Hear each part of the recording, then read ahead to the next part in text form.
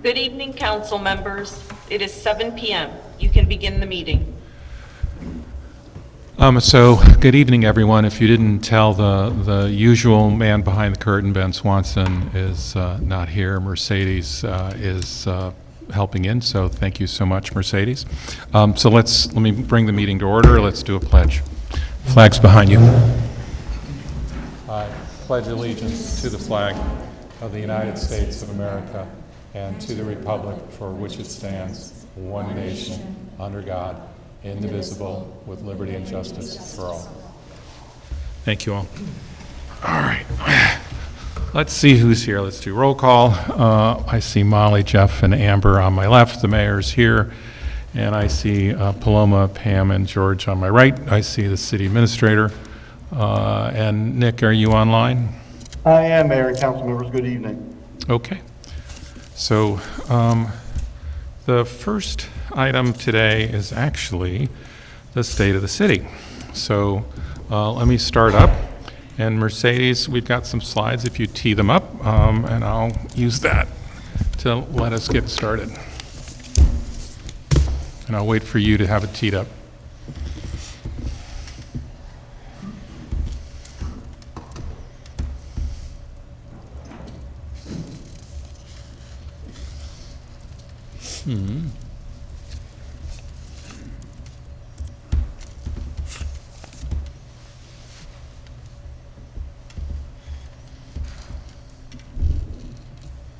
Oh, well, so, yep. So let's turn it on to view. Getting closer. There you go.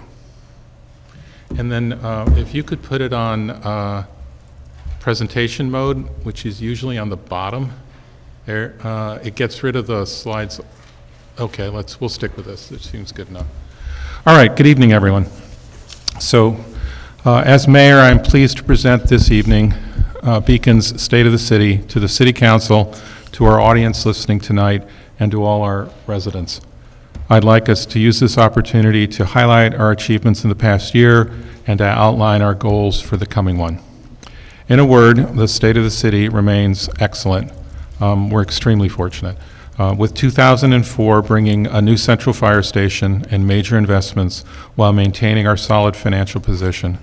What makes this so amazing, for those who've been here long enough, is how far our city has come in the last 30 years or so, transforming from a tired factory city to a reimagined one with a reinvigorated historic Main Street and a quality of life that attracts newcomers, investment, and visitors, a beacon and a model for other communities to follow. As I enter my 6 year as mayor, let me begin by thanking the community for placing its confidence in me and those on the council here with me. I look forward to working with the entire council to continue building upon last year's successes and the decades of efforts of prior mayors and councils. As I have said at prior State of the City presentations, my overall commitments to you as mayor of our city include the following. If you'd scroll, Mercedes. Ooh. Oh, she's got it, got it. Oh, back up one, sorry. Yeah, if you'd back up one, Mercedes. But what I said I would be talking about is that list there. It's the same list as other years. So it's financial discipline, which is about minimizing property tax increases, which we have done by prioritizing and timing city expenses and finding additional non-property tax revenue sources. Public safety, modernizing our firefighting infrastructure, attracting and retaining our high-quality police and fire staff, and improving EMS coverage. Infrastructure investment, continuing the ongoing modernization of our roads, sidewalks, water supply, and wastewater treatment facilities. Enhanced quality of life, investing in our parks, our recreation programs, and other efforts that improve our day-to-day quality of life. Climate leadership, staying ahead of the curve on making our community an environmentally sustainable one. And then also good government, running a professional, effective, and open government, which is a local municipal employer of choice, thereby attracting and retaining good employees. I will review our accomplishments in each of these areas in 2024 and our plans for 2025. If we could go to the next slide. So I start with the financials. I know that some people, don't think that that's where things matter. It's actually where I and the city administrator and our finance director spend a lot of time. Our 2 cents is that if you get this right, everything else comes from this. And so I start here. I know it has numbers. I'll try to help you through them. Beacon's financial help. Mercedes, Oh, could you advance the slide? Can you advance the please? slide? Thank you. So Beacon's financial health remains the best it has been in decades. We have undertaken some $40 million in capital projects, including investments in our fire station, roads and sidewalks, water, sewer, and wastewater treatment, parks, and quality of life, plus investments in our people, while keeping property tax increases below inflation and the state tax cap. This feat has required fiscal discipline and prioritization, encouraging new private construction that increases our tax base and finding non-property tax sources of revenue. The 2025 budget that the mayor proposed and the council passed is $36 million combined operating budget for 2025. That's the general fund and the water and sewer funds, which continued our trend of lowering tax rates and keeping overall tax increases below the state tax cap. The lower tax rate, that's the chart on the top left. So that tax rate is the homestead, meaning the rate on our residential class, because there's 2 classes. The non-residential class has a higher rate. It's not shown. This is the homestead tax rate, which is what's charged per $1,000 of assessed value. And so it's the way you read that is the current period, 2025, is $5.70 per $1,000 of assessed value. So for $100,000 of assessed value, that's $570, right? For $500,000 of assessed value, it's 5 times that $570,000. So just to give you a sense of it, where it was 10 years ago was closer to $9 per $1,000 of assessed value. So it's been coming down every single year. It's the lowest since 2009, and for comparison, the tax rate is over $10 for the cities of Poughkeepsie and Newburgh. We expect to continue lowering the city's tax rate with new construction and increases in the value of existing properties to make sure that residents are not overburdened. Right, so part of the problem, part of the solution is working this number down. Now, there's not magic here. The question is, how does it work, right? So the overall tax increase, meaning not the rate, but the total dollars that are collected from property tax revenue, which this year was around $13 million. The 2025 total levy is $13.2 million, was a 3.8% increase from the last year, which is well below inflation and the state cap. For comparison, the cities of Poughkeepsie and Kingston enacted 9% increases. We did a 3.8%. Future budgets will continue to prioritize and manage expenses to keep tax increases at modest levels. So how do we do this, right? So one is higher sales tax revenue. We were extremely fortunate in that I negotiated a 10-year sales tax sharing agreement with the county starting in 2023. If you look at the graph on the bottom right, that graph is from 2015 to 2024. Sales tax revenue in millions of dollars.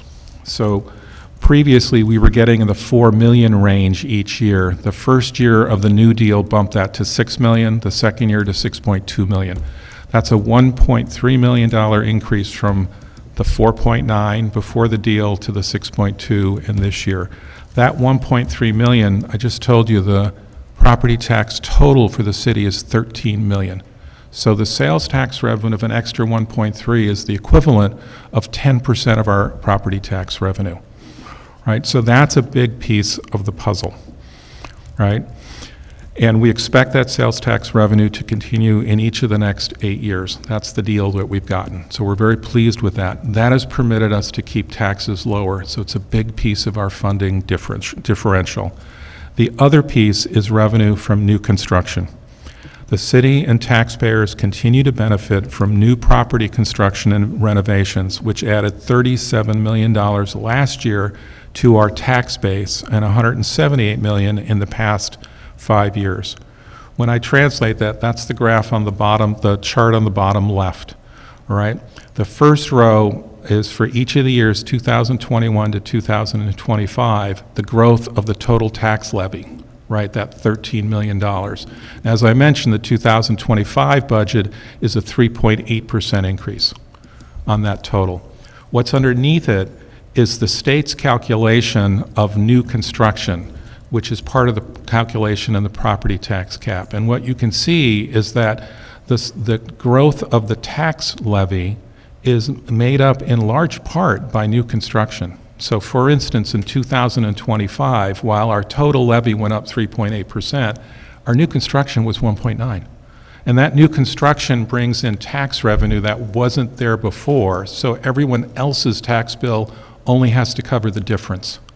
Okay, so that's the benefit of new construction that we're seeing, that between the new sales tax revenue and new construction, that's how we manage to keep the tax increases below inflation and below the state tax cap. It isn't magic, it's just watching the alternative sources of revenue. We also are looking at new revenue sources. The mayor's, my 2025 budget added 2 new revenue sources to help reduce pressure on property taxes, a 2% occupancy tax on hotel and short-term rentals. So that's designed to get our visitors to pay some of our tax bill, right? And we believe will be a revenue source, not as significant as these 2 I've shown on the page, but will make a difference. The other one is a share for the city of the state cannabis tax from dispensaries here in the city. Finally, the mayor, the city administrator, and the finance director, we spend much of our time focusing on these numbers, seeking non-property tax sources of revenue, prioritizing and timing our spending, and borrowing only what we need with the city's strong AA2 Moody's bond rating. So let me take a second. A bond rating is what the Wall Street folks are saying is the risk associated with buying bonds from this city. A AA2 rating, Dutchess County has a better rating. I don't think anyone in the area in the county has as good a rating as we do. I think the couple of them match it, but it's a very strong rating, and that makes our borrowing costs lower. Basically, the interest that's charged goes down. So I just wanted to start with that. I know that was complicated, but I like numbers. You know I like numbers. Now we'll keep going and show you all the stuff we've done with that. So let's go on. Mercedes, you can go to the next slide. So let's talk about public safety. And of course, the story that we're going to talk about is the fire station. There we go. So our most obvious and largest accomplishment in 2024 was the on-time, on-budget opening of our city's new $14.7 million fire station. After more than 20 years of study and debate involving far too many sites, I required the reuse of the 1980s Tompkin Hose Firehouse, trimmed down building proposals to the essentials, and got the new sales tax revenue in. This not only minimized the property tax funding that we needed for the firehouse, but let us also invest in an all-electric facility with geothermal heat wells and in a beautiful and historically appropriate facade at the gateway to Main Street. In November, I was honored to join elected officials, the council, and almost 300 residents for a ribbon cutting and community celebration of the dedication of the firehouse. The station houses all our firefighters in one location with state-of-the-art equipment, which has already improved operations, training, and safety. It also honors the proud history of our 3 volunteer companies with memorials in front of the building and displays of extensive memorabilia inside. In 2025, we'll be selling our 2 older and obsolete firehouses, which is essential for financing a portion of the new one, with protections on those sales to ensure historic preservation. We will also be seeking to replace our current ladder truck, which, while not yet outdated, is costing more than expected to maintain. Police, we added another civilian dispatcher in 2024, which is both cost-effective and frees up officers to be out in the community. That said, our police department has many vacancies. This reflects the national issue, with retirements and attrition outpacing new recruitment and training. We were able to promote many of our existing officers, including the appointment of our new chief, Tom Figlia. Working with our senior officers and union, the city is pursuing ways to attract and retain officers, including with increased compensation and other benefits. These efforts are starting to pay off as we are slowly filling openings, but we will be incurring higher overtime expense in the interim. Finally, on public safety is EMS. The city provided its second year of funding for BVAC, that's the Beacon Volunteer Ambulance Corps, and funded advanced life support services from ambulance. We continue to work with both to improve coverage, capacity, and maintain excellent response times. If we can go on to the next slide, Mercedes. Thanks. So now I'll turn to infrastructure investment. Besides the firehouse, in the past 4 years, we've been working on major capital investments, and in particular, we're continuing to methodically modernize and improve our century-old infrastructure with phased timing of our project expenses and then maximizing non-property tax funding. The first one, as you well know, that we'll talk about is rebuilding Fishkill Teller Avenue.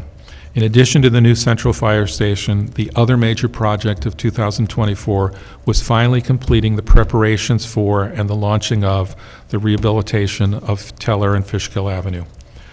This effort dates back to 2001, and had City Administrator Chris White not prioritized the time-intensive right-of-way acquisition process and the final engineering design, we would have lost $9 million in state and federal funding.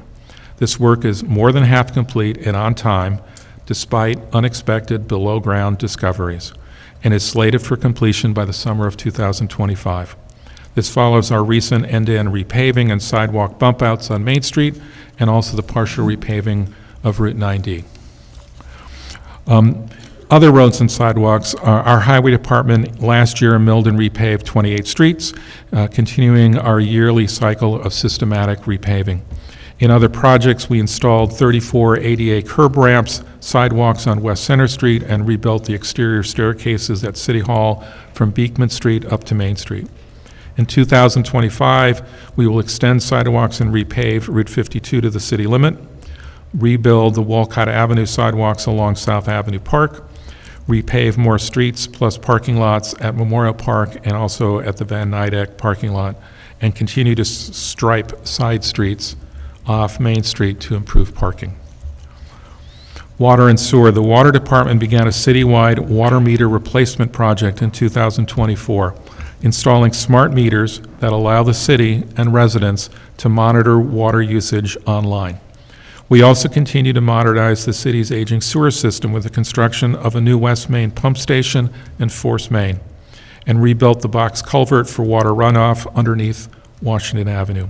We'll complete these projects in 2025 and then begin replacement of the Mount Beacon water supply tank. What you see on the page is, if you look carefully, the one on the left is the platform for George Washington's head, and they're moving We it. advance, Yeah. Mayor. Oh, I'm sorry, it's been advanced? Yeah. Got it, I haven't advanced mine. Okay. So what's on the screen is the West Main pump station, so that really, really big crane on the top right was needed to do some of that work, and it took a bit longer than we were thinking because there some of the discoveries we made there. Okay? Wastewater treatment plant and the transfer station. In 2024, we upgraded the wastewater treatment plant's primary settling tanks and renovated staff locker room and showers. We also did a full window replacement and clean out of our recycling center, which is also the old incinerator building. In 2025, we'll replace the plant's dewatering system and aeration blower, and we just completed its roof replacement at a substantial cost savings. Also this year, we're making improvements to our municipal building, using city staff where sensible to save cost, including renovating the police locker room and dispatch area, exterior and interior painting and repairs, and also reconfiguring the city clerk window area. And then our dummy light amazingly survived the year, our much loved and much rammed light. Maybe the striping and the signage helped, don't know. So let's go to enhanced quality of life. That would be the next slide. That you've got it up, thank you. We continue to increase the programming budget and make capital investments in parks and recreation, as well as other aspects of our community's quality of life. So let's just talk about that. First of all, and this is on the bottom right of that picture on the screen, with our veterans, we celebrated our 100th anniversary of the city's memorial building on Main at Teller. This is the only municipal building in the region built to honor our veterans. We have forged a great partnership with veterans groups over the last years, winning substantial grants to modernize the building and much more extensive use of it by veterans and the entire community. Expect more events there in 2025 and 26 as we approach the nation's 250th birthday. The Recreations and Parks budget, that's the chart on the left. The budget for 2024 exceeded $1 million for the first time ever. So this is recreation, parks, university settlement, the pool, and adult recreation, if I've got that right. 10 years ago, the same budgets were just over $300,000. So what you're seeing in the chart is starting in 2010, the Parks and Rec budget, the items that I mentioned, in millions, and so 0.26 on the 2010 is $260,000, and the 1.00 in 2024 is $1 million. So you can see the investments that we've made in programming. This is just the programming component.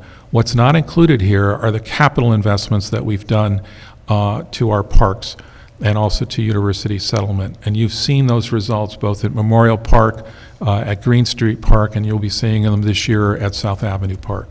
So we've made substantial investments in our parks and recreation.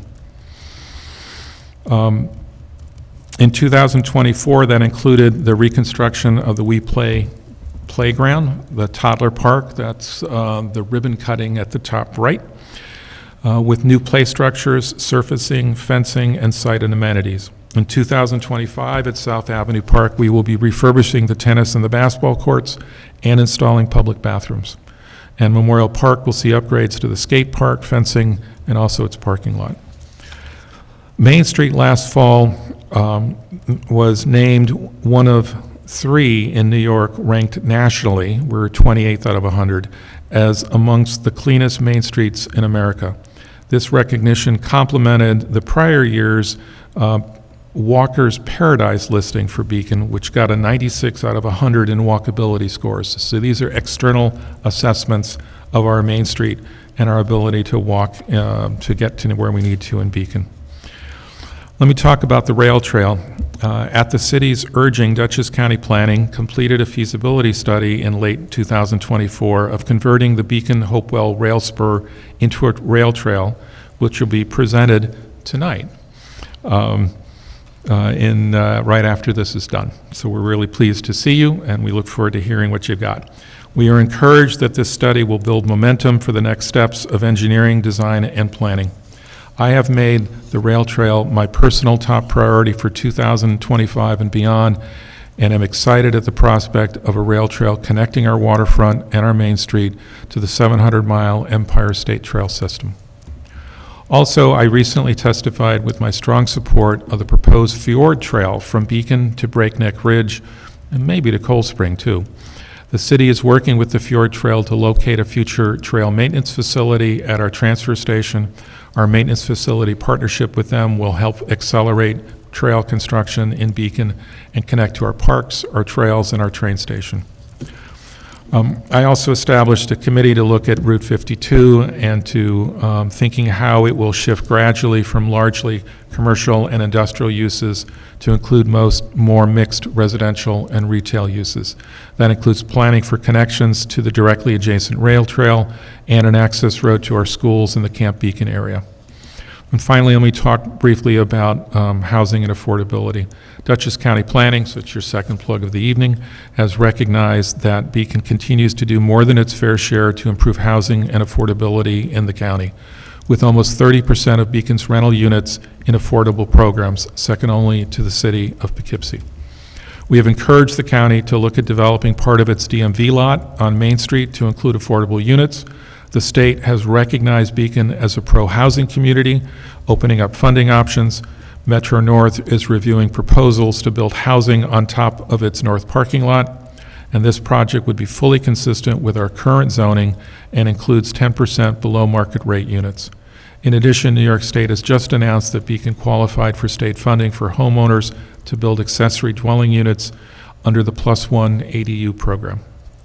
So lots there, more to come. Let's go on to climate leadership. Thank you, Mercedes. So as lifelong environmentalists, Chris and I are committed to making Beacon a model of sustainability in the Hudson Valley. Beacon was one of the first and one of only 15 of 1,600 local governments in New York to achieve the state's highest silver certified climate smart community status, which gives us access to grants that fund additional sustainability efforts. In 2025, we expect to install a photovoltaic system atop the city's highway garage to add to the city's self-generated electric capacity. The city already generates over 70% of its electric needs from solar arrays here in the city, and purchases renewable energy credits for the rest. The city will continue to grow its all-electric and hybrid fleet in 2025, and taking advantage of state climate smart grants to finance the purchases. We added EV charging stations at our fire station lot, and this year we will see additional chargers installed at other municipal sites. As we mentioned, our central fire station is fully sustainable, right? All electric, high efficiency insulation, geothermal heating and cooling, and natural lighting.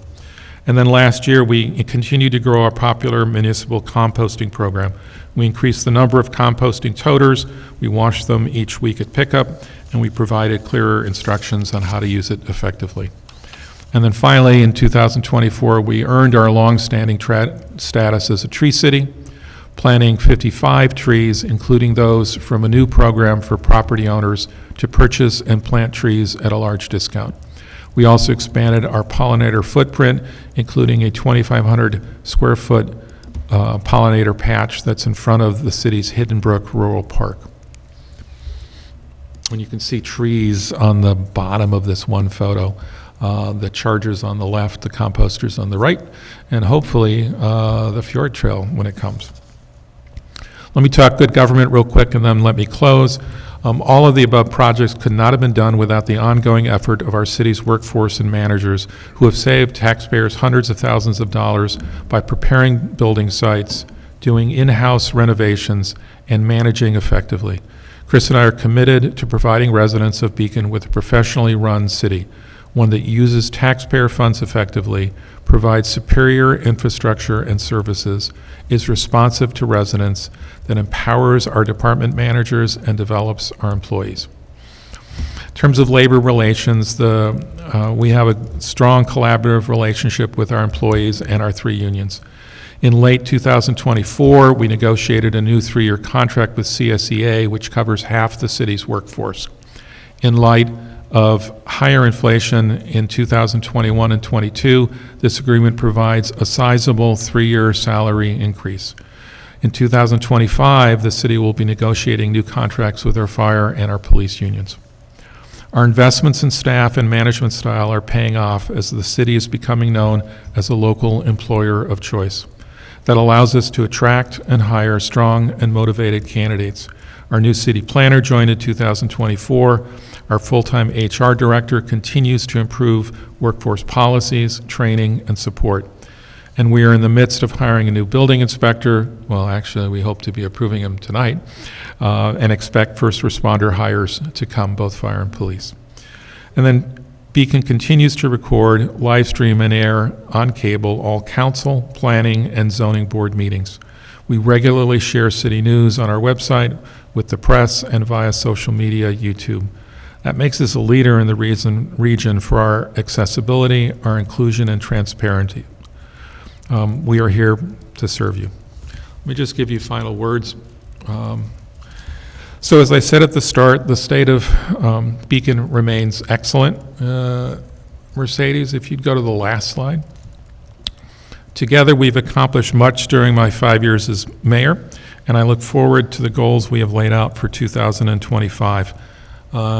Just on the screen, there was a dedication at Madame Brett with the Daughters of American Revolution. In the middle, believe it or not, is the chief and the mayor doing ice rescue training. They threw me into the water and then bailed me out. And then on the right is the county exec wanting to visit our fire station. It was actually really cool. I had a lot of fun. So I want to thank our city council, the employees of the city, including our department heads and our city administrator who make it all happen, as well as all the residents who volunteer their time for the city and the community in so many ways. The focus of my community service across more than 3 decades has been the city of Beacon. 18 years as a councilman and now my 6th year as mayor, and it's an honor to serve the community I love. Onward. So thank you very much.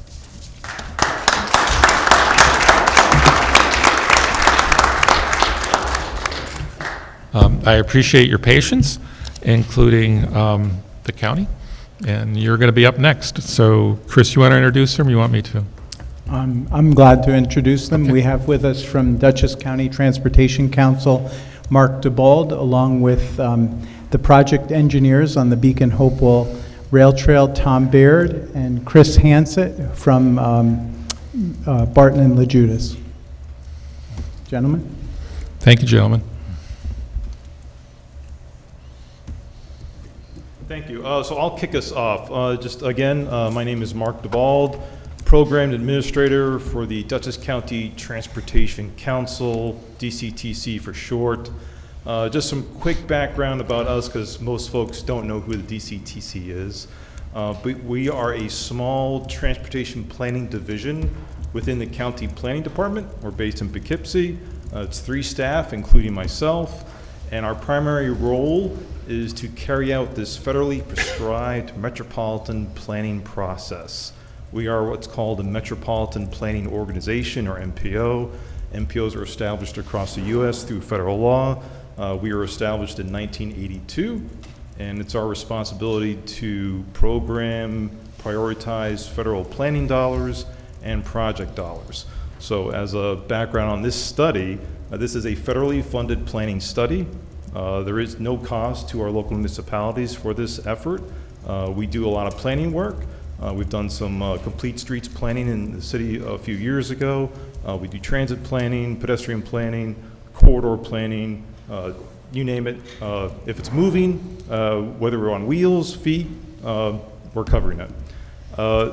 We also program project funding. And so the Fishkill-Teller project, I think most folks are very familiar with, is a project federally funded that came through our planning process. So we handle both the planning side and the project side. So for this, we're really excited, and we'd like to thank the mayor and the Chris and the council for giving us this opportunity to talk about the Beacon Hopewell Rail Trail feasibility study. And just a minor correction, we're not done with the study just yet. We are getting close. We do hope to have this finished up this spring, summer, but we're well into this process, and we're actually excited to talk about what we found in our existing conditions from our field work, and also what we're thinking about as some preliminary design concepts. So I think we'll kick off the PowerPoint, and hopefully that'll work for us. Okay. Next slide, please. Mercedes having a little bit of technical problems. Thank you. Give us 1 minute, Yeah, please. we'll get there. Yep. And it's only 200 slides, so it should take us a couple hours to get through this now. We try to keep it short and sweet for you. So we can do the next slide. Yep. Great. Just a quick overview of what we're going to try to talk about today. We've got the introductions set. We'll talk about the study goals, progress to date, chat about the existing conditions along the corridor overall, some of the structures, some of the natural resource issues, and then talk about some of the preliminary trail design ideas that we have. And we'll dive into any open discussion or answer any questions folks have. So next slide, please. Great. As we do with many of our studies, we certainly involve the local community and agency stakeholders. So we do have an advisory committee established for this study that's helping guide the process. Of course, the city of Beacon is a participant member of that advisory committee. We have the town of Fishkill, village of Fishkill, town of East Fishkill, a New York State DOT, big player, of course, and of course MTA, and then Scenic Hudson is developing that fjord trail. So kind of the key stakeholders involved. It's always important to get those folks on board so there are no surprises during the planning process, so we can reach some level of consensus on the recommendations and the path forward. Of course, and I'm joined by Chris and Tom from our consultant team, and Chris will dive into the PowerPoint in just a bit. So next slide, please. Just a quick snapshot of our study goals. Three major tasks. Of course, we want to develop a sense of, what are the challenges, the benefits of developing a trail along the Beacon line that's going from the city of Beacon out to Hopewell Junction in East Fishkill. As we're most probably all familiar, it's an abandoned rail line. It's still currently owned by Metro North, so they're a key player in consideration moving forward. But right now we're in the middle of task 2, so we've kind of done the field work, we've looked at the existing conditions, and now we're diving into, what would this trail look like? And we'll look at some specifics, including major road crossings, what the state of the structures are, some of the natural resource considerations that we have to take into account. And then task 3, again, that's kind of wrapping up and finishing up, but getting a final product that lays out the recommendations, possible phasing, and all important cost estimates for what would it take to get a trail done. And next slide, please. And quick background, again, this is the Beacon line. It's a 13-mile section of the Beacon line. It's been abandoned by the MTA, Metro North, so it's unused, but it still exists, and it's a consideration that we have to be aware of as we move forward. But there's a lot of opportunity here, and as the mayor mentioned, it does tie into the river and then also the Empire State Trail, Dutchess Rail Trail, walkway over the Hudson. You really can get a lot of access across the region and the state with this trail. It really closes the gap between the river and the rail trail, Empire State Trail. So it's a win-win situation, and it looks very obvious as a good improvement. Next slide, please. And so I'm going to hand it off to Chris, who's going to talk about our progress to date and some existing conditions, findings, and our path forward. All right, thank you, Mark. As he said, I'm Chris Hannett. I'm the project manager from Barton & LaJudas consulting firm that was retained by the county to do this project. So to date, Metro North has rail banked this railroad corridor, meaning that essentially they don't have any intent to use this as a railroad corridor right now. But it's rail banked in the future, meaning that if in the future they want to come back and use the railroad corridor, they would be allowed to.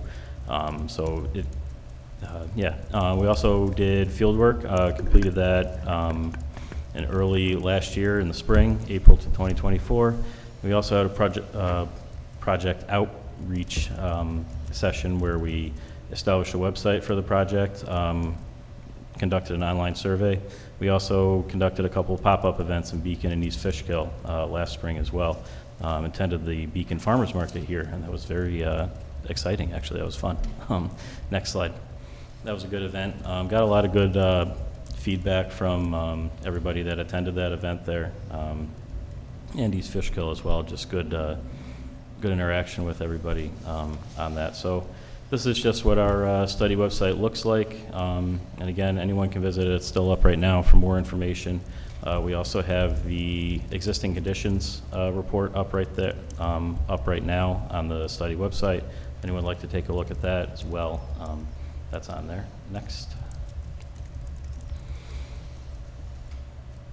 So on that public survey, we received well over 1,000 comments and responses to the online survey. Majority of everybody that responded supported the rail trail. We asked a lot of questions there, such as what amenities would people like to see. Restrooms was number one, and then some typical amenities, benches, waste receptacles, wayfinding signage.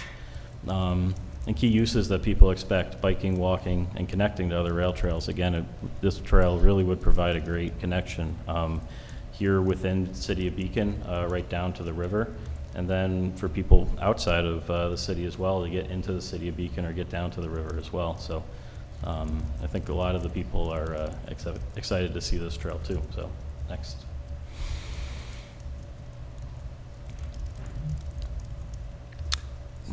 Mercedes next. I think it was loading. Again, here just a quick snapshot of what the public survey looked like. We did allow people to pinpoint where they would like to see certain amenities and everything. So one of the biggest hotspots on that on the corridor was right in the village of Fishkill there. And then a chart there just highlighting what people want to see. You can see there, over 600 people voted for restrooms there along the corridor sometimes. So that would certainly be a consideration at trailheads in some way, shape, or form. Next. So continuing on the progress to date, we conducted a traffic assessment of 7 study intersections within the corridor. There were more intersections, but there were 7 major ones that we identified that we needed to study more in depth. Within the city, that's Churchill Street here and East Main Street. We also had a meeting with Central Hudson Gas and Electric to review crossing points and their facilities that are within or directly adjacent to the corridor. And we have a future meeting with Con Edison set up, or we will be setting that up to discuss a line crossing that they have as well. So, next. And again, that existing conditions report is up there on the study website. And that report overall found the majority of the corridor is in very good condition. There are manageable challenges, we like to call them. Sometimes a lot of the report just focuses on some of the challenges that are in there, but really it's the important takeaway is that the majority of the corridor is in really good condition for use by a trail, not necessarily a railroad. We also presented trail concepts to advisory committee meeting that Mark mentioned before. We've had 2 meetings with them, or 3 meetings with them so far. Presented the concept plans to them most recently here in December. Next. So the 2 major concepts that we looked at and then presented at that meeting were Rail to Trail and Rail with Trail. Couple of key takeaways from these concepts. Rail to Trail would retain the existing corridor mostly as it is now. The infrastructure, the shape of the corridor would mostly be maintained. The bridges that are out there right now, the 6 bridges, would be reused for the trail use and for pedestrian or for emergency vehicle use, maintenance vehicle use, and all that. Little to no right-of-way acquisitions required on that as well. Whereas Rail with Trail, one of the major challenges to that would be maintaining an offset from the tracks that are there now. So Chris, just to be clear, rail with trail means you don't pull the tracks, Correct. and you build the Yes. trail with the tracks still there. Yes, thank you. So Thank you. with the main takeaway, yes, is rail to trail, we would remove the tracks, or not we, but, rail with trail, the tracks would remain for potential use as the trail is operating. So that's why we would want to have an offset from the tracks, so then trains could theoretically run adjacent to the trail with it and still both function. So there are significant construction costs due to new bridges, culvert extensions, fill in areas where it slopes down from the existing tracks now on both sides. There's environmental impacts due to the Fishkill Creek, floodplains, wetlands, tree clearing, and other physical constraints as well. Adjacent roadways like Touchdown is right down here, City of Beacon, right next to Main Street and everything, and all the buildings that are through there. So, but that's not to say the Rail 2 Trail isn't without challenges as well. Next. Again, overall, corridor is in really good shape. We assess the overall corridor structures and natural resources as part of that. Existing conditions. Next.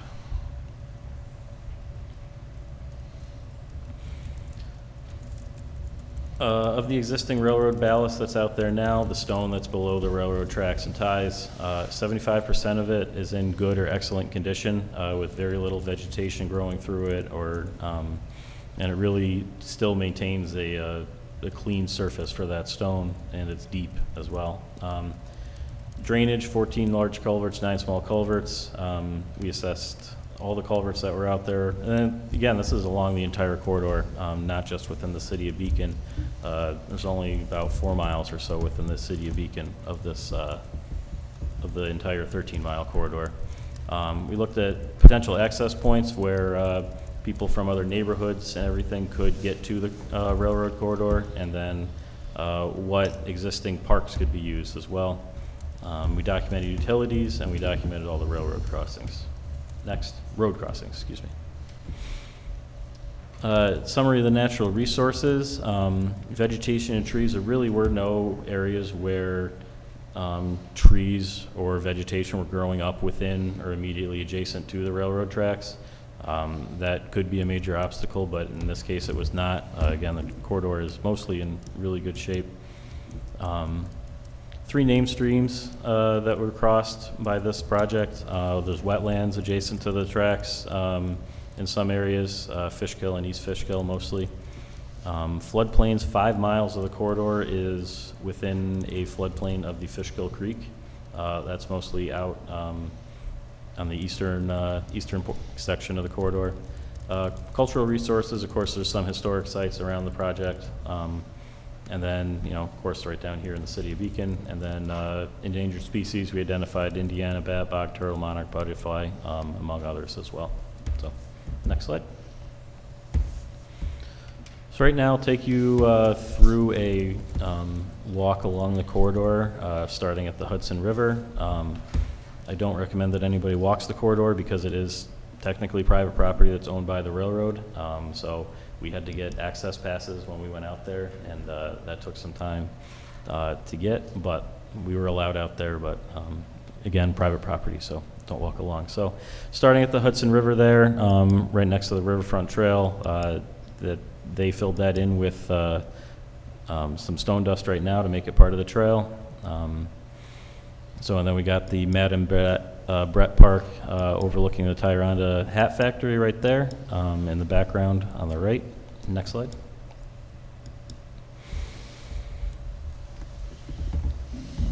We got another section of the railroad tracks there straight right along Tyranda Ave there, right next to a new development that's going in right now. Apartment complex, I believe. 248. It's impressive. And then a little encroachment there by one of the adjacent property owners there in the city of Beacon. That's just west of Churchill Street there. The property is owned by the Silos Beacon LLC. Some of their equipment and stone there is piled up within the railroad corridor. So it's not the only instance that we noticed of this happening throughout the railroad corridor. So next slide. Moving along, we got the old railroad station, Hudson Valley Brewery there, right next to, that's looking just east of Churchill Street there, and then looking east along Main Street, right in front of the Tracks Coffee Shop. I got coffee there when I was out in the project site. It was pretty good. Right along East Main Street there. So, next slide. Then overlooking one of the waterfalls along the Fishkill Creek, again just west of east of East Main Street, and then another section of the railroad tracks there. That is behind the. I wish I could read that writing there. The Niche Modern Building, I believe, one of the warehouses there as well, right? So railroad corridor is right there, sandwiched in between the Fishkill Creek and the building. So you can see, like in these pictures right here, how challenging it would be to put a trail adjacent to those existing railroad tracks that's offset 25 feet. Next slide.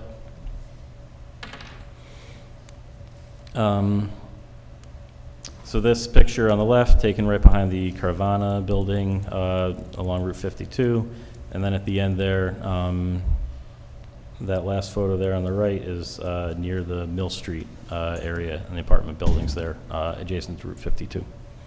Next. Drainage characteristics within the corridor. Within the city of Beacon, really we only had some small pipe culverts within the project, so they're within the area. So there's two instances of pipe culverts right there. One at the end of Newlands Mills Road there, and the other one near Tyranda Ave. Next. And most of the drainage structure in these small culverts and everything appeared to be functioning pretty well without really any major concerns with those. We did notice a couple instances of this here where it looks like we have a drainage pipe from an adjacent lot or adjacent property that's just dumping into the railroad corridor. This was taken right behind the Carvana parking lot there along Route 52.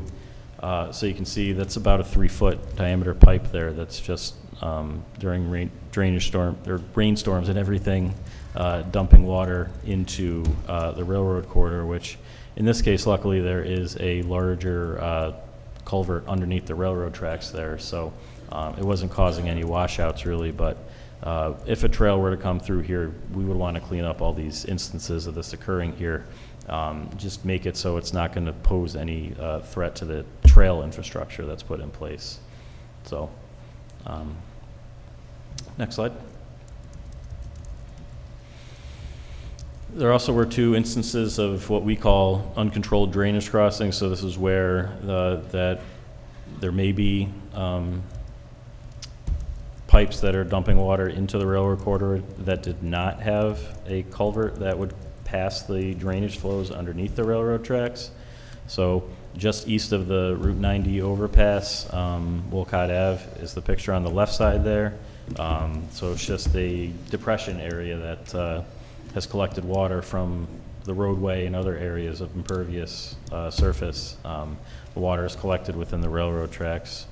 Then on the right side as well, there's another instance where a pipe is dumping water into the corridor, and that's behind the Starn building and that niche lighting facility. These crossings could be subject to United States Army Corps and DEC review for jurisdictional wetlands or streams now. So they would have to be assessed in the field for wetland characteristics, and then jurisdictional requests be sent to Army Corps for those. So that would, of course, happen during a design phase of the project right now. So next slide.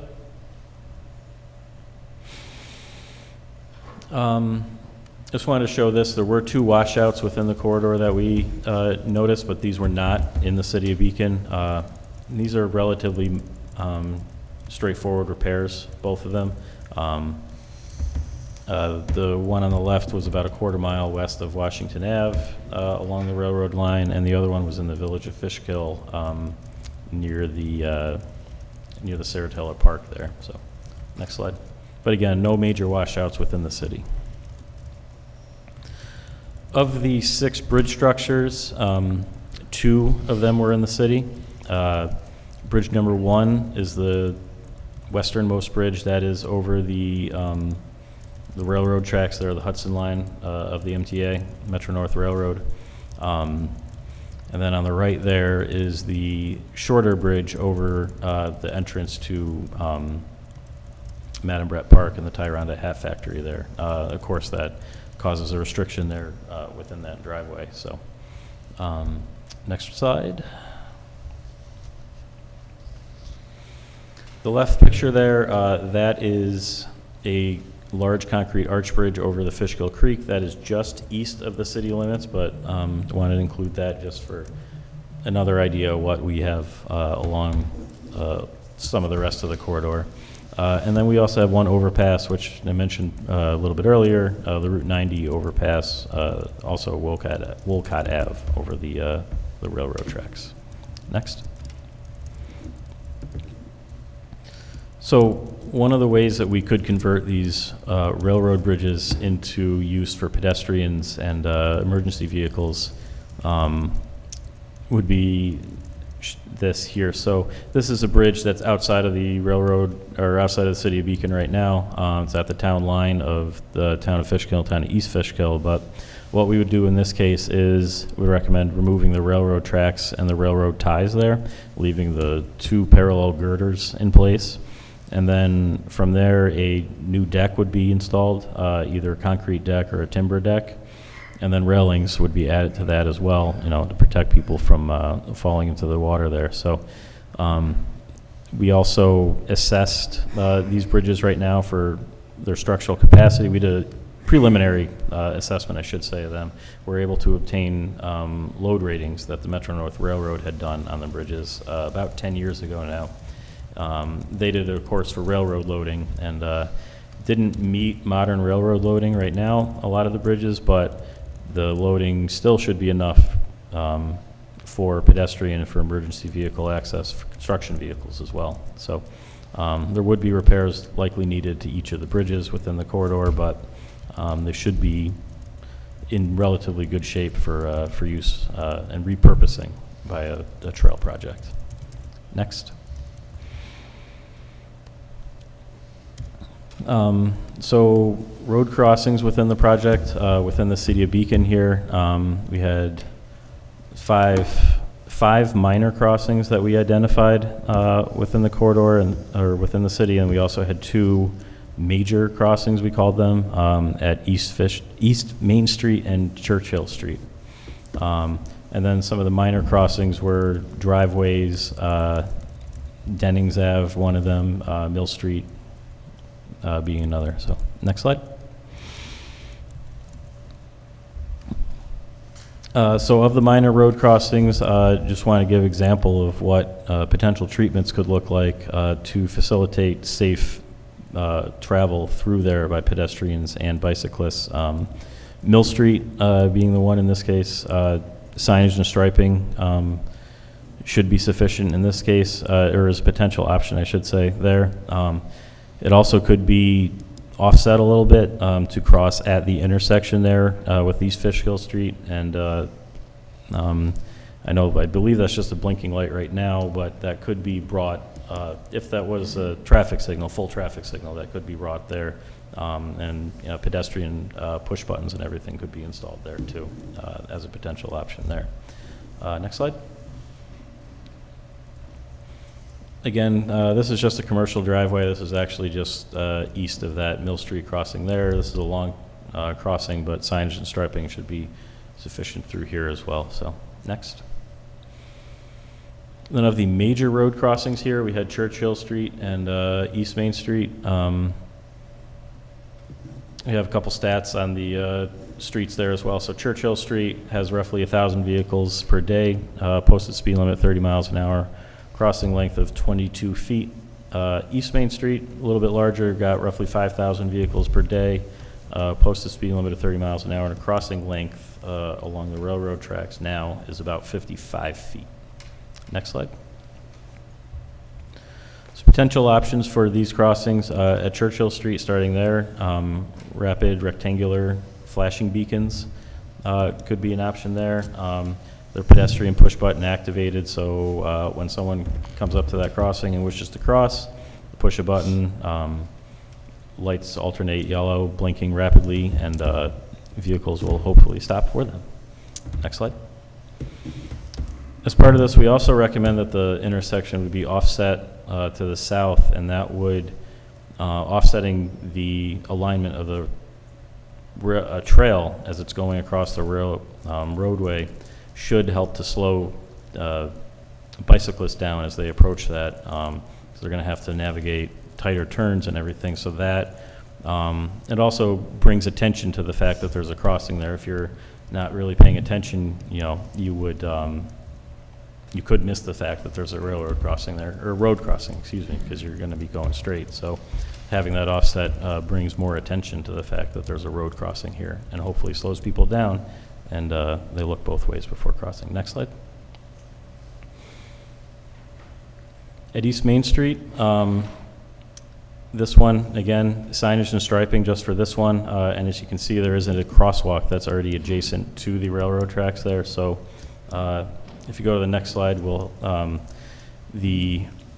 would recommend that the railroad tracks, or the trail actually gets brought up to cross at that crosswalk there. So again, it's offsetting the intersection, making a little more expected crossing location for pedestrians and bicyclists. And this alternative right here also shows a raised pedestrian refuge island, and that island could incorporate that dummy light that everyone here loves to hit, apparently. I've heard.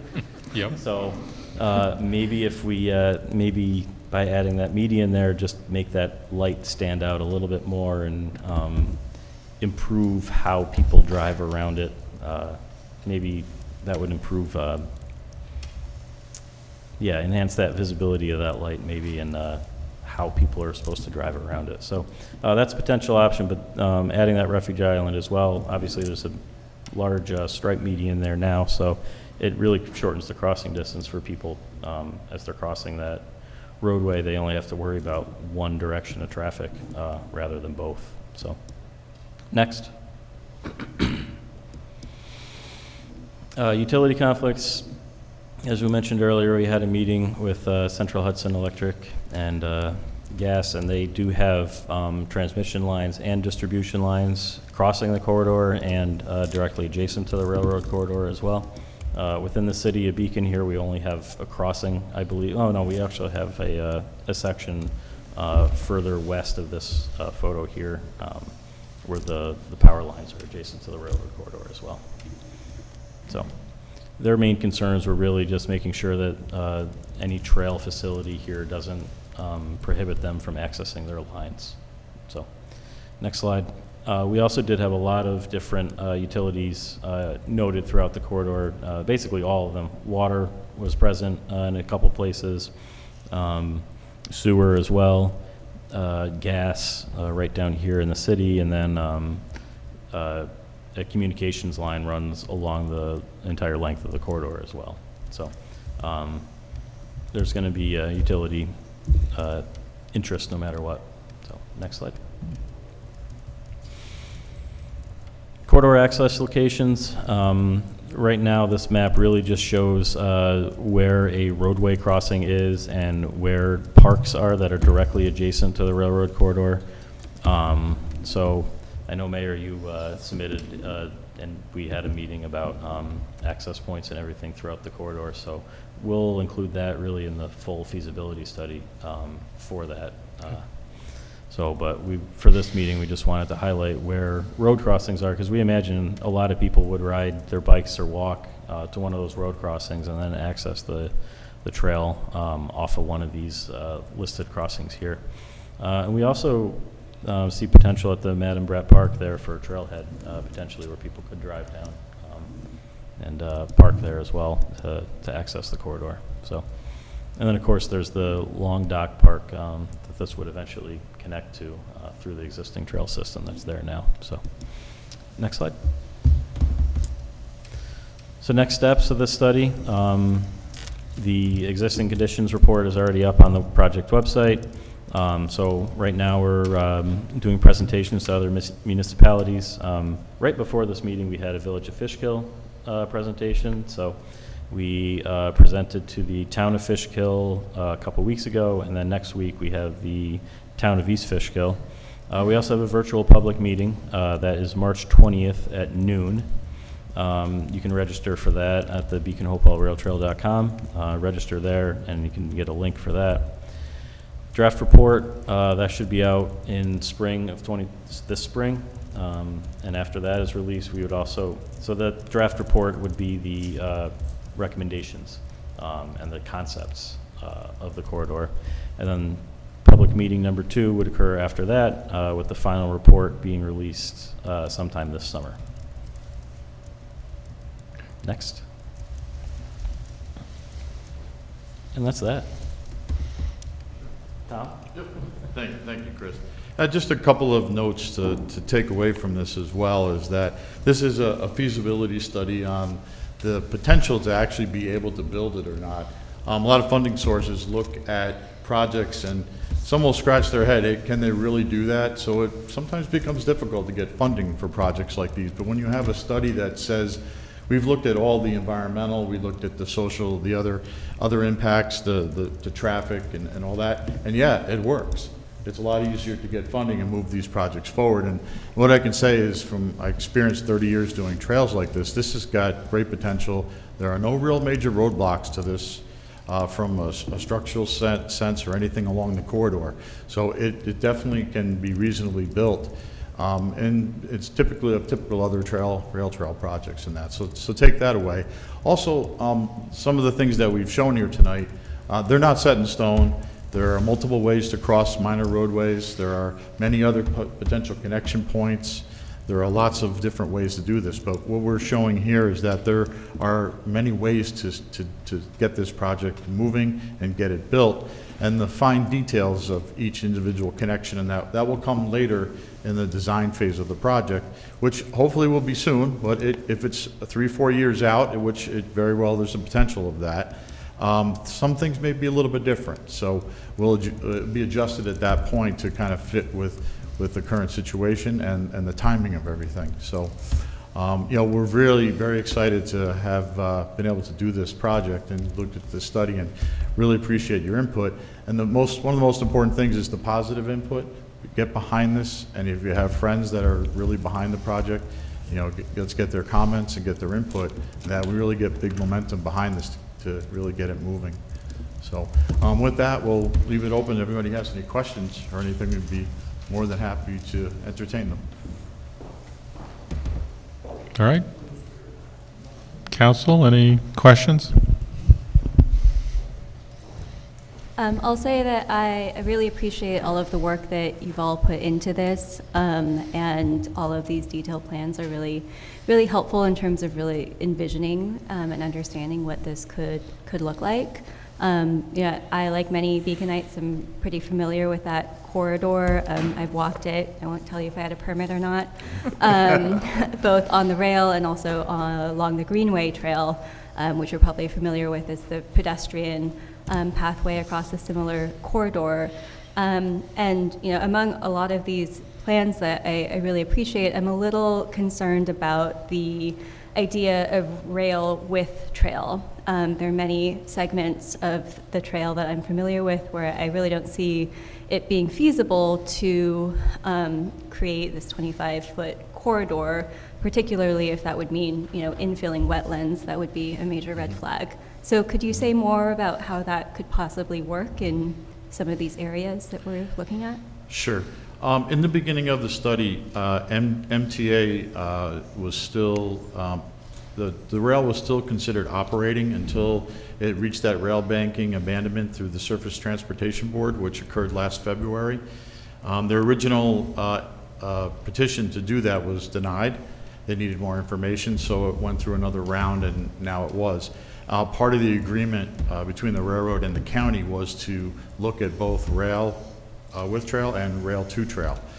So even with that decision being made that they had no interest at the moment of doing anything with the trail, with the rail, I'm sorry, we decided to keep that going because there's been on other projects that we've worked on, and you know, talking with the county, there's questions, why not do this, why not do that? So our study started looking into that from the beginning, and we'll continue through and let the engineering and the costs speak for itself, as well as the environmental impacts.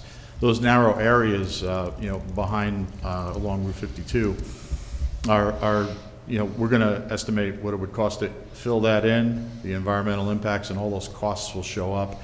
And it's going to be a very significant difference in cost between the two alternatives. Also, all of the bridges, their own studies show that they're not rated for railroad anymore. They would have to rebuild all of those railroad bridges. And then we would have to build pedestrian bridges alongside of those if we didn't reuse them. So there's a lot of challenges and a lot of costs associated with those two options. But the most important thing is that at the end of the study, the engineering and the costs will speak for itself on which way to go with this. So does that answer your question? Well, we do understand that. Yes and no. Yeah, I mean, yeah, I understand what you're saying, that sort of the answer to this question is in the next phase of the planning. So yes and no, you've answered my question. It's a really big challenge. It's going to be expensive. We've come across this on many other projects with that addition of leaving the rail in place, and they're just not feasible in many locations. And this corridor has many locations that it's really not reasonably feasible, you could say. Those are the terms that are used. Right. But then the costs also will play into that as well. And we do know that MTA has no intent of using this as a rail for trains anymore. as well, so. Right. Wouldn't be losing a feasible purpose by keeping the rail either. Correct, I'm sorry? So we wouldn't be losing a feasible purpose by keeping the tracks in place. No. If we remove the tracks and build the trail, part of the design, and the fact that the ballast is still in pretty good shape, we will integrate the next layer of stone to work with that ballast, so that it wouldn't preclude tracks from coming back there in the future. Because with that rail banking, if there's some national emergency or some type of need where it had to be for tracks, we want to make sure it still could be for those important reasons. But there's only been 10 projects in the whole country, very few miles, that have actually gone back to tracks after being rail banked. We don't think that it's possible here, but anything is possible. But we haven't seen very much of that over history. So, I have a couple of questions. One, do any of the rail trails in the county, do they have lights, and are they like plowed in the wintertime, or is it just a seasonal and daylight? I think some of the, Mark, if you want to talk about the county? Yeah. For the most part, the county trails are not lighted, though the North Side Trail in Poughkeepsie is, and I think that's actually one of the few sections that are lighted. So it's rare. But however, there could be a consideration for this environment because it is different. It's more urban, suburban, high density, and there's also a safety security aspect to it that that might help. And so on the plowing, I have to check. I'm pretty sure the county. Well, it depends if you use federal aid. I'll have to double check how the county maintains. Yeah, They do plow it. Yeah. So they also plow the Hudson Valley Rail Trail in Ulster County. And we built the Kingston Rail Trail when I was up at Ulster County, and we have that lit as well, and with cameras. Because that was one of the things we discussed. A lot of commuters would be interested in using this, especially since it gets down to the train station easier.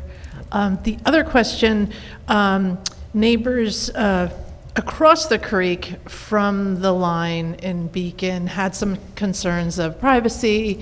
Is there anything that you do to accommodate the neighboring residents? That's a typical concern, and that was actually raised at the town of Fishkill. Certainly some property owners who are like abutting the corridor, there's some concerns about, privacy.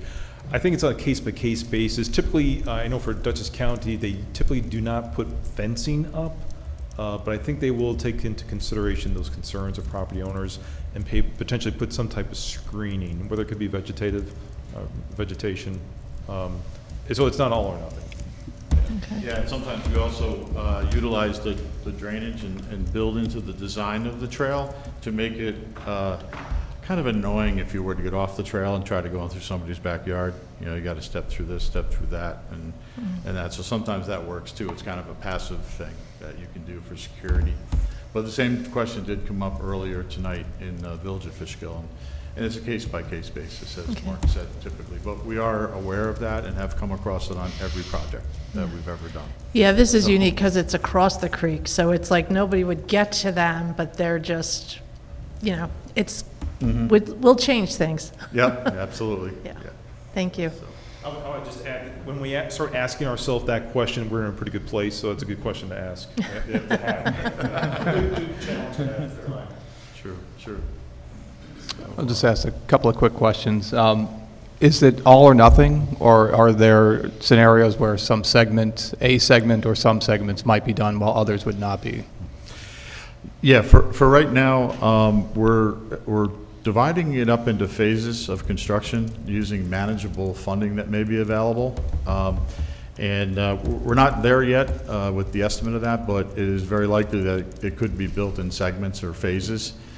For instance, the bridge over Route 9 may be its own phase due to the cost and complexity of what that's happening. Maybe the Beacon section's one phase, and so we're working that out. That will be in the feasibility study, and it will be kind of basically a recommendation, not set in stone, but something to kind of guide the funding by. So hopefully we can get all the money at once and build it as one big project. But we have to be realistic too sometimes with expectations. Just to follow up on that, versus phasing, is there a possibility that some segments just would not be feasible, but other parts would still go forward? Each of the segments, the whole entire corridor, are definitely feasible. And one thing that, going through some of the existing conditions that Chris did, and the thing that I want you to take away from this, that it's not that bad of a lift to build this trail. There aren't big obstacles. There aren't major environmental concerns. We don't have any real hazardous materials to worry about either. We can cap them off with stone in the top course. So those types of things usually make projects very difficult, but we don't have that on this corridor. This is all buildable and reasonably too. So. With the to trail, not necessarily with trail though, right? Not necessarily rail with trail, no. Rail to trail. Last quick question, is there consideration of any construction of parking lots at any segment of the trail? Yes, each of those locations for trailheads will be vetted through the preliminary design process once we get past the feasibility study. So we've identified some areas that could be trailheads, but we haven't done any, we won't do any design on the actual parking layouts. But everything is open for possibility from this point forward, and even going through the next phase of the project, which would be the design of sections or the whole trail itself. So nothing's really off the table as far as the parking. I know is important. So. Is MTA a cooperative player in this? Yes. They anticipate Yes. advocating? They've been very good so far. We got our third rail training before we could go on the corridor, even though there's no third rail out there. But so, but they've been helpful, very helpful ever since on that. Yeah, so, yes, they've been helpful. Mm-hmm. Can you talk a little bit about the role of the city if you get to the phase of wanting to go after funding? Kind of what kinds of things you might come back and want and benefit from us to help move this forward?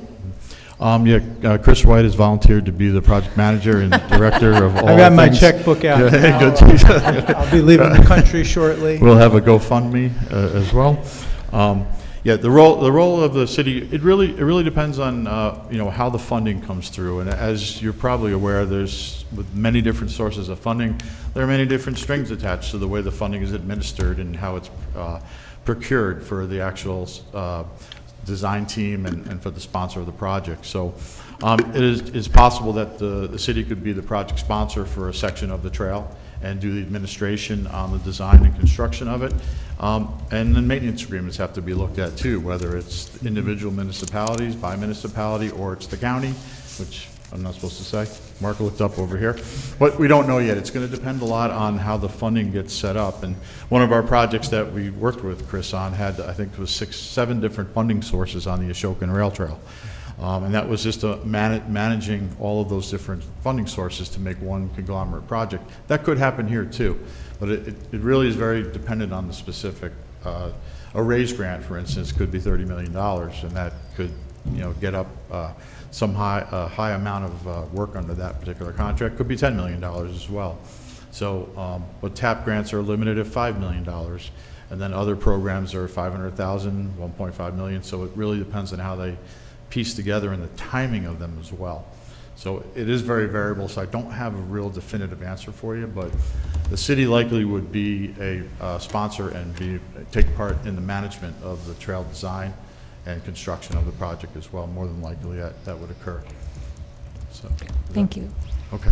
And again, with the Hudson Valley Rail Trail, which connects the walkway to the Wallkill Valley Rail Trail and is the Empire State Trail, the town did a project, the county did a project, the DOT did the rest of it. So it might be a patchwork of different segments being done by different entities. Yeah, maybe one other thing related is I don't know enough about the details of the Fjord Trail, but I think there might be some at least adjacent or potential crossover. Is that something that you're thinking of as well, even if it's TBD on what exactly that is? Yes, a representative from Scenic Hudson and the Fjord Trail is part of our advisory committee, and they plan on connecting right to it, and we're coordinating that at the same time. Okay. Yes, so that's going to be a continuity, point of continuity for this trail also, we're hoping. So. Great. Yeah. All right. Sorry, I do have one more question. Are you at the design phase where you're looking at the level of use detail where we know if it would be an accessible path? Are we talking about a dedicated bike lane for the whole trail, or is that a mixed use of recreational and commuter use along the trail? Do you have answers or visions for those kinds of questions yet? Right now, we're at a 12-foot width. There's potential surface would be a crushed stone mix or asphalt. That's about the extent of that. And then it's really going to depend on some more detailed analysis of what it would be. But generally, that will be ADA compliant as well. Even a stone surface can be ADA compliant. You know, we've done that. That's in place in many places right now. So it's really up to the specifics, and once it gets down to the design phase, we're just a feasibility study right now. Not, you know, we'd love to get going, but we got to keep it in check just to the feasibility phase for this moment. We want to get to the point where we can answer those questions. Yeah. Okay. Yes. Yeah. So. All right. So I just want to thank you all for coming. So the first piece has been completed, and you're working on the second phase, expected to finish up by the summer. I've got that now that I understand it, and I'm very appreciative of you coming here. You good? You got one? I don't have a question. The only thing I would add is that this presentation was not part of the agenda for the public or for the council in advance, so I would want to make sure the council gets that and that this is also accessible to the public. Yeah, we'll upload it tomorrow. Thank you. We got it late. So, and we have our official first public information meeting on March 20th. That will be, everybody's invited for that. That'll have a combination of all the different municipalities in one, much longer and a little bit more detailed in some aspects of it. So. And again, that information was available on your website. It's on the front page. People can register for that public comment session, and please do. Good. Thank you. All right. Thank you all very much. Okay. So if people were here for that or want to head out, this would be a good time to take a minute to do that, and then we'll keep going from there. Thanks again, Mike. We'll post it on the website. Yeah, we'll get out the March 20th. We're going to post it. All right. So our next piece, and I appreciate everyone hanging out for that, but now we'll get to public comment. So if you have something that you want to say, you'll get 3 minutes. I have a sign-up sheet, but there isn't a long list on it. Let's see if I can find it. There's only one name on it. Fran Riley? Oh, okay. All right. If anyone wants to make a public comment, this would be the time to do so. Come on up, tell us who you are, where you live, and you got 3 minutes. You took that list pretty quick tonight. First, I just want to say, don't even think of moving the dummy light. History and historic preservation are the fabric of this city. However, every day we are witnessing it being pulled apart at the seams by overdevelopment. Why are we not thinking outside the box? The Nabisco box printing factory turned into Dia, and we know how that turned out. Today, we get to think even bigger. Our city boomed in the early 1900s with the Mount Beacon Incline Railroad. Estimates of 60,000 riders in its first season, particularly with day trippers from New York City who would arrive by steamboat to Newburgh and then to ferry across to Beacon to access the mountain to escape the heat and the overcrowded tenements, to enjoy the fresh air, the mountain, and its casino dance hall. The city of Beacon now has that same golden opportunity to offer the state something unique. We must save the rail spur and bring a light rail system that can offer a similar experience. With accessibility to all, to meet the needs of all users, young and old, with and without disabilities. Let's transport residents and visitors up from the Riverside train station into the city and beyond with stops along Route 9D at Tyranda, Main Street at Churchill, and Groveville, bypassing and leaving congestion of cars behind in municipal parking lots. We have a short window, so don't blow it on a rail trail path, a walking trail. I can cite a dozen studies with similar numbers. Danbury, Connecticut is asking the federal government for $17 million to build what they call extremely exciting trail from the New York border in Brewster for 6 miles of walking trails. If I do my math right, that's $2,833,333.33 for every mile. How many people a day is it predicted usage? 50, 100, 150 out of 15,000? That sounds unbalanced. Once the novelty wears off, the numbers will dwindle. Why are we on the rail trail bandwagon copycatting other municipalities? Build a walkway along the rail spur if you need.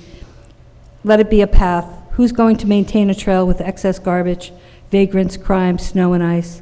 Please be respectful of those generational tax-paying residents who have lived along the train tracks for decades.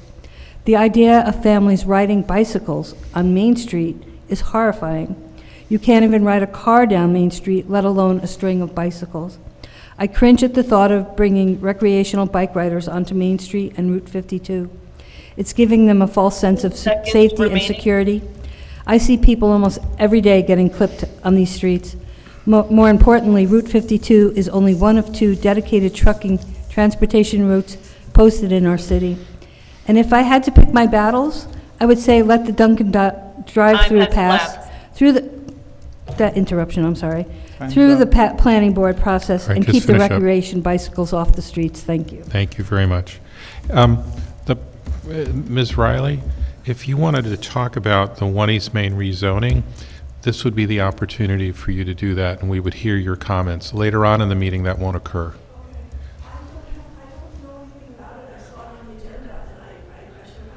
Oh, are you just wanting to listen?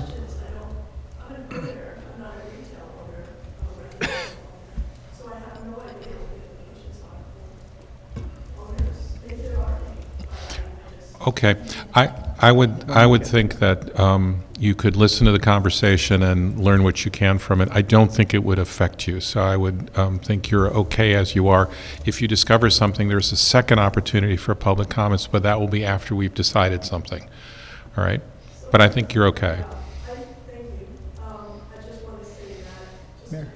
Come up to this and just tell us who you are. And even if it's to ask questions, it's okay. Thank you. I'm sorry, I haven't done this before. That's all right. So I really appreciate your time. Really simple. It's very simple. It's just that I don't know what the implications are of going from zoning from a light industrial to Main Street. So right now there are 2 or 3. There are 2 retail units that do have beverages and things like that. It's wonderful. And other retail units. Does this mean that they could all someday be bars or restaurants? Like, I don't know. I don't know what it means. So I was hoping to learn about that. And really, I was hoping that other owners could have an opportunity to perhaps weigh in or just talk about it. But we just didn't know about it. So it's okay. All right. That's really it. I just don't know what it means for kind of everything that's going on. So hang out. Your questions get answered very shortly when we go through it, and we'll make sure that we provide enough information for the audience to kind of hear what we're doing and the reasons for it, okay? Right, and we're not passing anything tonight. I think we're referring it on as the next step, is my understanding. So there would be a later public hearing. So even if something you heard tonight or had further questions. Oh, that's absolutely right. I'm very sorry. We're not making a final decision tonight, so.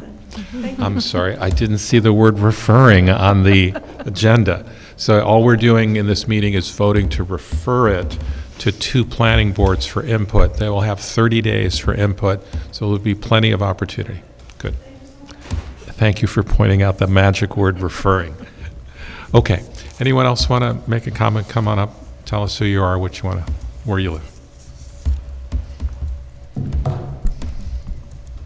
Hi, my name is Jamie Lovato. I don't live in the city of Beacon, but I run a nonprofit organization here, and I wanted to talk a little bit about that today.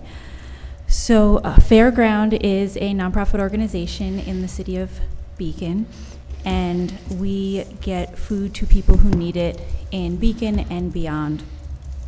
Our focus is really on nourishing food for anybody who needs that food, and we do that in a variety of ways. We operate a free farm stand on the last Friday of the month at 9:30 in Memorial Park. This past Friday, we shared groceries with 171 households made up of 567 individuals. We also operate tiny food pantries and community fridges in Beacon and outside of Beacon as well. You probably are all familiar with the one at Binnacle Books. There's one at the Beacon Rec Center, and then there are the tiny food pantries all around. There are lots of sites here. These are available 24/7 for any person to take the food that they need or to give any extra food that they might have or might be able to give. So whether that's somebody who has a backyard garden or likes to buy a few extra things when they go grocery shopping, they are available for people to take and to give. We also have a small grocery delivery program that gets groceries to homebound neighbors, and we reach about 70 households with grocery deliveries twice per month. We do have a waiting list for that right now, but we try to move people off that waiting list as soon as possible. Our newest program is our Friday night free community dinners. Every Friday, we offer dinner from 5:30 to 7:30 at First Presbyterian Church at 50 Liberty Street in Beacon. This past Friday, we had our 4th dinner and served 125 plates of food. The meal was curry chicken, curry vegetables, rice, salad, and dessert. I want to just invite everybody to get involved. If you are a person who needs food or knows somebody who needs food, please send them our way. If you're somebody who would like to help out, please get in touch. You can, we're always looking for volunteers, for folks who want to contribute in other ways, whether cooking or donating food or funds. You can find us online at fairground.org. That's FAREGROUND.org. And you can hit /volunteer or /donate or /events to find out the different things that you might be interested in. 15 seconds remaining. You can also find us on social media, or you can text us at 845-375-7194. Thank you. Oh, I also have flyers. Can I leave some of them here or pass them out or put them on the table?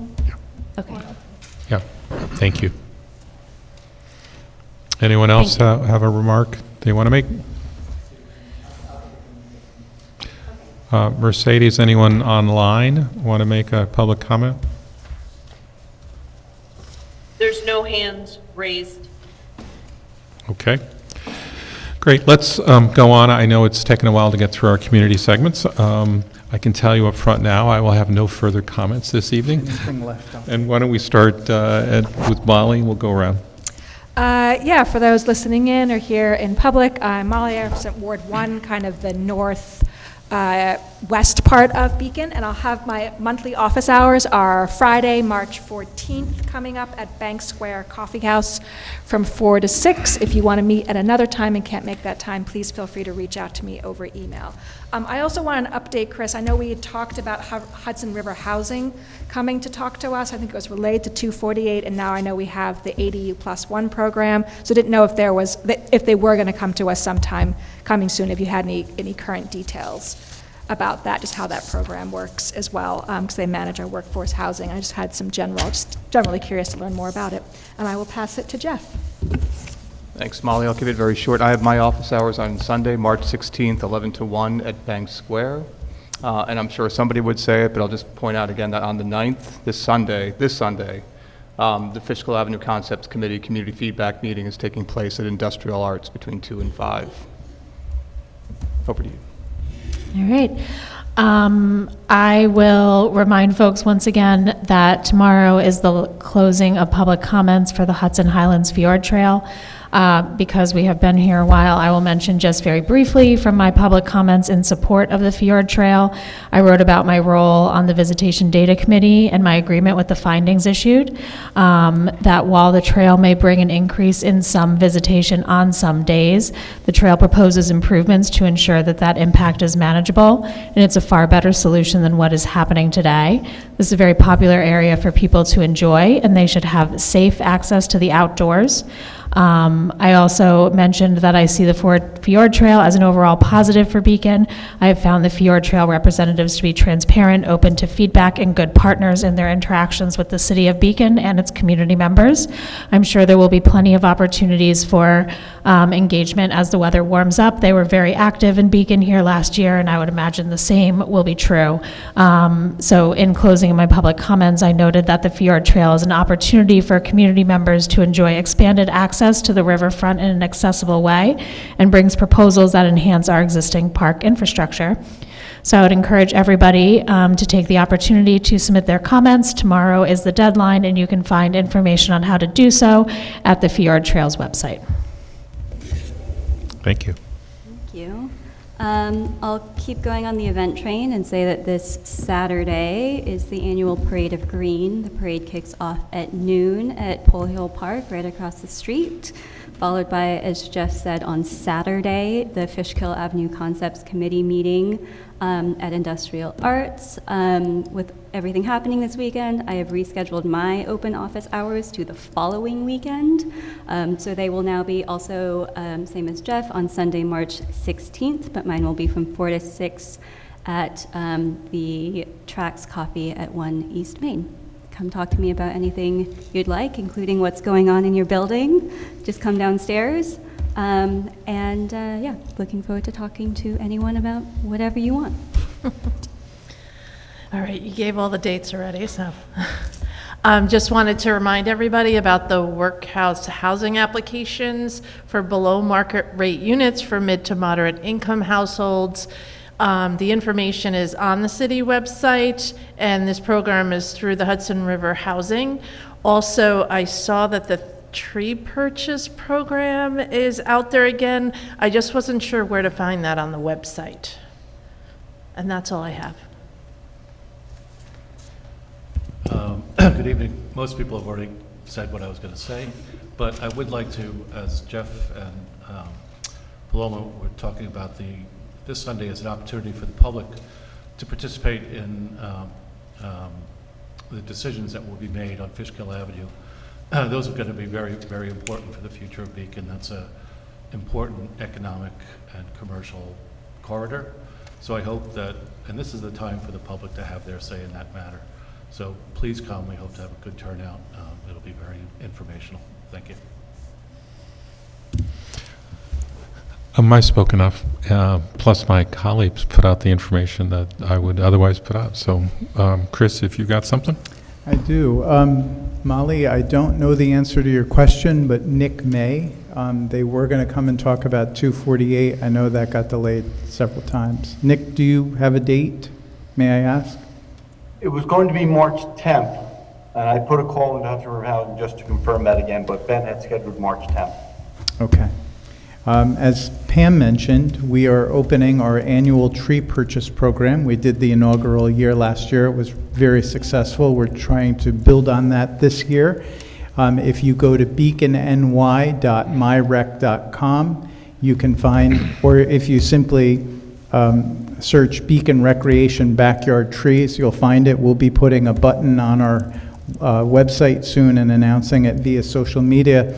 This is a program that basically buys trees at wholesale prices and delivers them to homeowners. So you end up saving almost half of the cost because we don't pay tax, delivery, or the retail price. And we have chosen with the tree committee a number of trees that we think they're all native. They would support pollinators and birds and wildlife and enhance the quality of life in the city.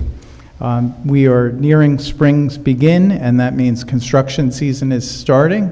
Next Monday, we will be remobilizing for the Fishkill-Teller Avenue project. We have extended the sidewalk replacement on the north side, or the Citgo gas station side, to go from Blackburn Avenue all the way to Mill Street, so that we pick up that last neighborhood. You'll see them mobilizing next week. We hope to have them completely finished by July. And we are also working with Central Hudson, which is doing another round of gas pipeline upgrades in city streets, mostly on the east side of the creek. They will be announcing to homeowners in in the impacted areas, will receive notices, and you will see Danella Construction, which is the entity doing it. So again, we'll be announcing that on our social media and our website as soon as we have the start date, but it may be as early as next week. And that's all I have. Thank you. Okay, so we have 3 resolutions, one referring to, one appointing and one approving. So let's do the appointing. The first one is an appointment of Brian Murphy to the position of Building Inspector 2. Can I get a motion and a second? Motion. Second. So that's Amber and Pam. Did I get that right? Molly should get it. Amber and Molly. Get it all out yet. No matter. And then, Chris, would you add anything on Brian Murphy? I would just say Brian came to last week's workshop and met the council. His appointment is necessary because Bruce Flower took a position in the town of Poughkeepsie where he had worked for 18 years. After being with us for 2.5 years, we now have that position open. Brian has quite a bit of experience. He's been a building inspector in the village of Wappingers for 13 years, had a construction business before that. We think he's a good fit for the department, and if you approve tonight, he would start next week. Yeah, I wasn't able to attend the meeting live, but I appreciated listening back to his presentation and his interview, and it just stood out to me on his resume that he'd been part of a comprehensive master plan committee, I assume, for the village of Wappingers, but I appreciate that breadth of experience that he brings. Okay. So, we had Brian here at workshop. So absent any other questions, let's call a vote on it. So all in favor of appointing Brian Murphy to building inspector, say aye. Aye. Aye. Anyone opposed? Okay. The second one is a motion approving the LOSAP contributions, which is the Length of Service Award Program for volunteer firefighters who get the equivalent of a small pension, depending on the hours that they put in.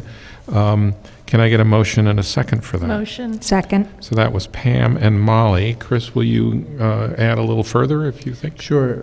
Again, we discussed this at workshop. This is a program that the city set up many years ago to help compensate the volunteers with a defined pension plan. For every year that they serve, they get $20 a year.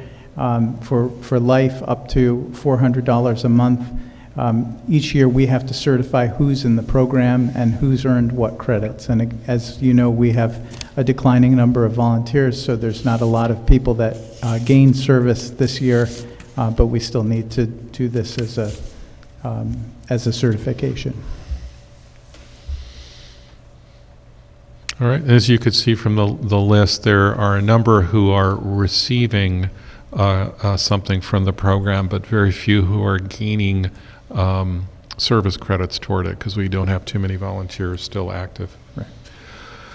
Any other comments on this?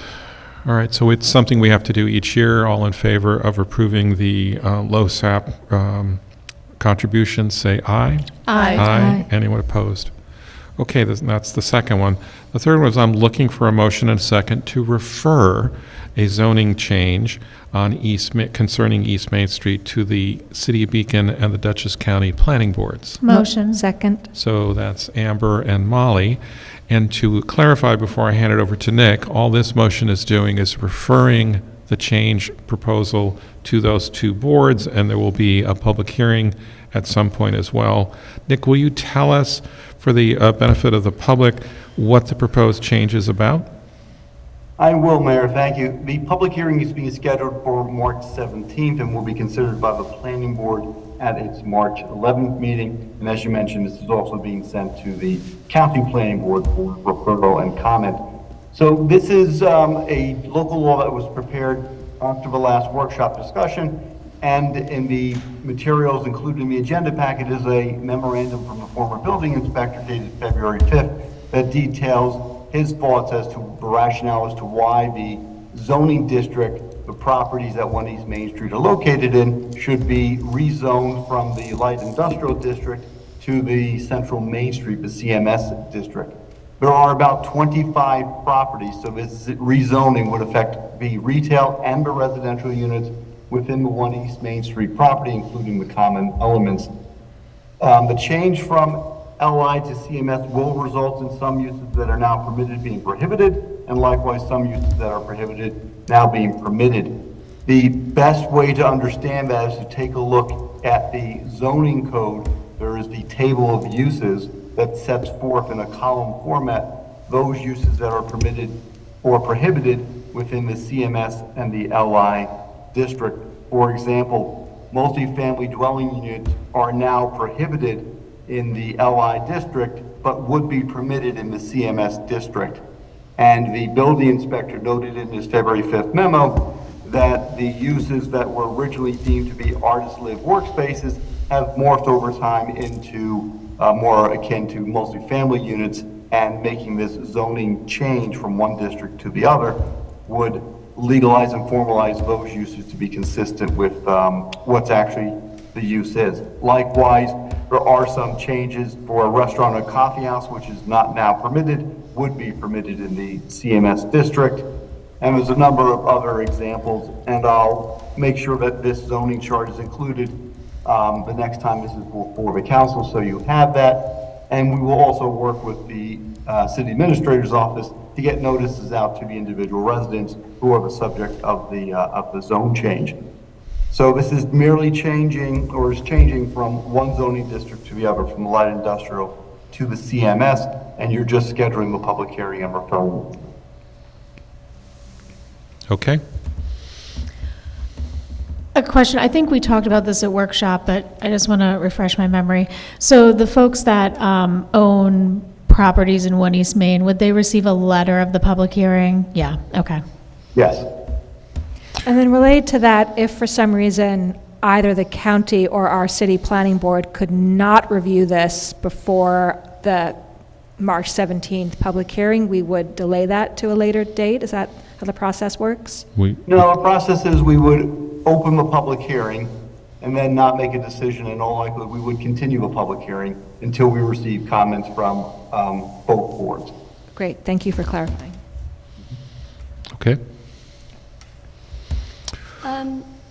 Just because I, again, missed the workshop, I did have mostly one question. Nick, could you help me understand the functional difference between an artist live workspace and a multifamily unit in the context of this condo? I'm trying to understand how these units functionally moved away from being artist live workspaces into being what we're now considering multifamily units. And I could use some help understanding the definitions. Sure. Artist live workspace is set forth in the code 223-14.2 and has a number of standards about the minimum square footage, how the space is to be utilized, and I don't know the specifics. The building department would have to explain more about how that has varied over time, but I can certainly provide the council with that definition so you have an understanding of it. But what the facts are on the ground, specifically with the units, I cannot speak to that, but certainly will get some more details. Yeah, I broadly understand that I think the phrase that was used in workshop is that this ship has sailed in terms of the use of these units, but I would like to understand how that ship got out of the harbor in the first place.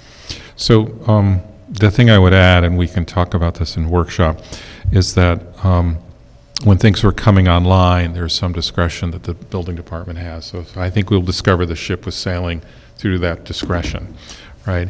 But when you look at This goes to one of the things I think I would like to work on, which is that our uses are very specific, and there are different uses in different zones, and I think they don't work for the reason that you're kind of raising, like what's the difference between a live-work artist and a regular residence? And I think we should broaden our definitions so that a single definition of residential, whether it includes an office or a live-work or whatever, is considered the same general use. And that way we wouldn't have that distinction. But again, we don't have to deal with that tonight. I'm just saying I would like to start having us look at it because there's some issues of our specificity that we've had in there. Like for instance, if they grind coffee, was it okay as a light industry use? If they didn't have too many seats, was it okay as a light industry use? I'd like us to start moving away from that. It's not a tomorrow topic, but it's on the back of my list somewhere. Okay. Yeah. I think my other two main questions were answered throughout the workshop, that it does make sense to me to let the Hudson Valley Brewery continue to operate as it is, and how our Church Hill lot is not a parking lot but a government use, and that's why it's okay that it's a parking lot. Yep. Any other comments on this before we vote to refer? Hearing none. All in favor of referring this proposed change to our two planning boards, say aye. Aye. Aye. Anyone opposed? Thank you very much. Okay, that's it for the resolutions. I need a motion and a second to approve the minutes of February 18th. Motion. Second. So Molly and Amber, and again, looking for any changes, additions, corrections. Councilmember George Mansfield, I don't think we have a ward called our, but I think we have one called for, so we're just missing an F. Okay. Anything else? All right, all in favor of approving the minutes of February 18th, say aye. Aye. All right, anyone opposed? This is the second opportunity for public comment. If you have not spoken at the first one and would like to make a comment now, this would be your opportunity to do so on any topic of your interest. You have up to 3 minutes. Hearing none. Mercedes, anyone online like to make a comment? No hands raised on Zoom. So let me announce that the next meeting will be next Monday, March 10th at 7 p.m. here. It will be a workshop. And Nick, do we need an executive session on real property? We do, Mayor, yes, thank you. All right, so I'm looking for a motion and a second to go into executive session to discuss real property, conduct no further business, come out and adjourn. Motion. That was Molly, and it was a tie. Who wants it? Molly can have it, All right. but I was second that. There you go. All in favor of so doing? Aye. Aye. Anyone opposed? Thank you all very much for this evening. Have a good night. Okay, give it a minute and we'll start up. Recording stopped.